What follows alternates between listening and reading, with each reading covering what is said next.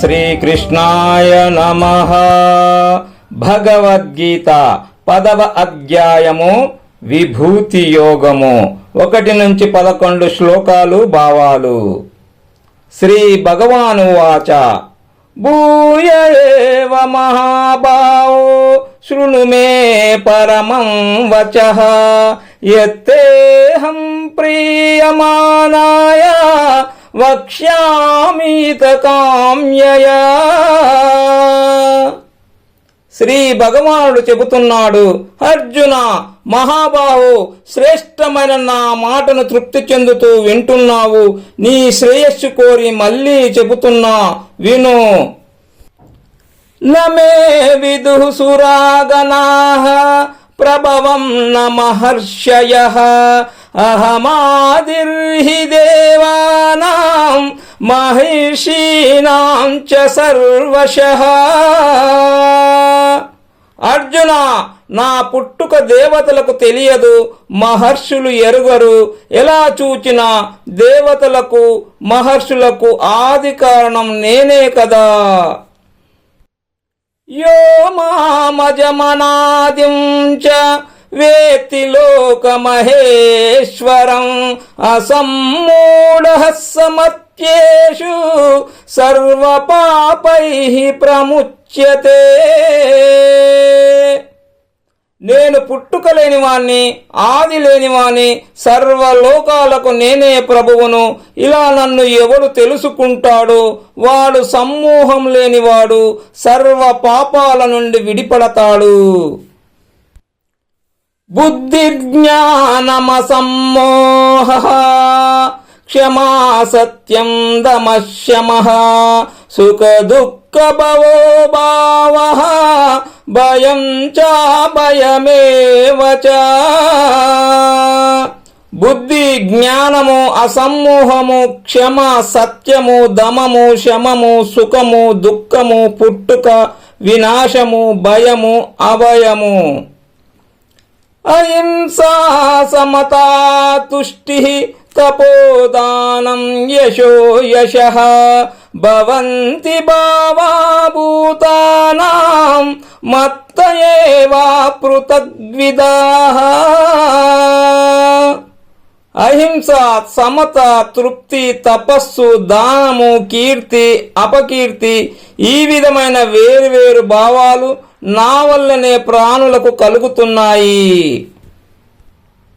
మహర్షయ సప్త పూర్వే చత్వారో మనవస్తతా మద్భావా మానసా జాతాః యేషాం లోక ఇమాః ప్రజాః. అర్జున, సప్త ఋషులు, అలాగే 4 మనువులు, వీరందరూ పూర్వీకులు, నా భావమునే అనుసరించేవారు, నా మానస పుత్రులు. ఈ ప్రపంచమంతా వీరి సంతానంగానే విస్తరించింది. ఏతాం విభూతిం యోగంచ మమ యో వేత్తి తత్వతః సో వికంపేన యోగేన యుజ్యతే నాత్ర సంశయః.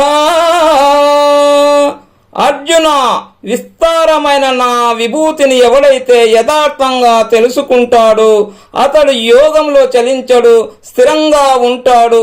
ఈ విషయంలో సందేహము లేదు. అహం సర్వస్య ప్రభవః మత్తః సర్వం ప్రవర్తతే ఇతి మత్వా భజంతే మాం బుధా భావ సమన్వితాః. అర్జున, ఈ సమస్త ప్రపంచము నా వల్లనే కలిగింది, నా వల్లనే నడుస్తూ ఉంది. ఈ విధంగా తెలుసుకున్న పండితులు నన్నే పూర్ణ భక్తితో సేవిస్తారు. మచ్చిత్తా మద్గత ప్రాణాః బోధయంతః పరస్పరం కథయంతం చ మాం నిత్యం తుష్యంతి చ రమంతి చ. అర్జున, భక్తుల చిత్తము నా మీదే ఉంటుంది, వాళ్ళ ప్రాణాలు నాయందే ఉంటాయి. వాళ్ళు పరస్పరము నా బోధలలోనే ఉంటారు, నన్ను గూర్చే చెప్పుకుంటూ ఉంటారు, నా తత్వములోనే రమిస్తూ ఉంటారు, నిత్యము సంతోషంగా ఉంటారు. తేషాం సతతయుక్తానాం భజతాం ప్రీతిపూర్వకం దదామి బుద్ధియోగం తం ఏన మాముపయాంతి తే.